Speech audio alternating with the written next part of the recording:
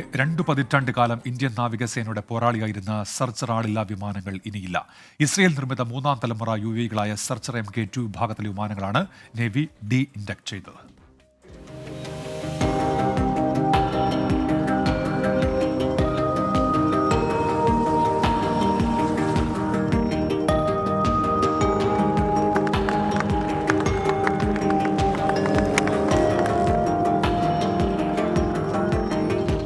(2002) മുതൽ ഇന്ത്യൻ സേനയ്ക്കു വേണ്ടി ആരംഭിച്ച വീരപോരാട്ടം സർച്ചർ അവസാനിപ്പിച്ചു.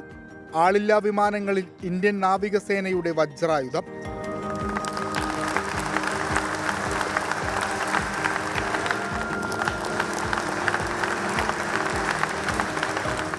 (1800 അടി ഉയരത്തിൽ പറക്കാനാവും. 20 മണിക്കൂർ തുടർച്ചയായി പ്രവർത്തിക്കും.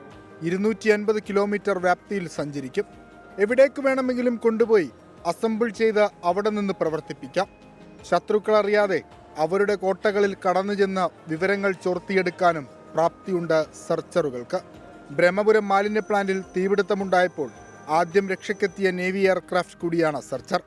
When we had a fire here in Brahmapuram, it was this aircraft Searcher that broke that shield of smoke to enter and sight the seat of fire. Because there was so much smoke, no other aircraft or human being could have entered that area. It was the Searcher aircraft that entered the area aerially and could sight the seat of fire, and thereafter we tackled and did the firefighting. ഇസ്രായേലാണ് ജന്മസ്ഥലം. സർച്ചർ വിഭാഗത്തിൽപ്പെട്ട 8 വിമാനങ്ങളാണ് ഡീഇൻഡക്ഷൻ ചെയ്തത്. ഇവ ഇനി എന്തിനുപയോഗിക്കുമെന്ന് Indian government തീരുമാനിക്കും. ശത്രുക്കൾ ഒളിപ്പിച്ച രഹസ്യങ്ങൾ കണ്ടെത്തി 22 വർഷമാണ് സർച്ചറുകൾ ഇന്ത്യൻ സേനയുടെ കരുത്തായി പ്രവർത്തിച്ചത്.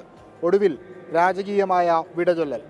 കൊച്ചിയിലെ നാവികാസ്ഥാനത്ത് നിന്ന് മാഹിൻ ജാഫറിനൊപ്പം വിഷ്ണു സുരേഷ്, 24.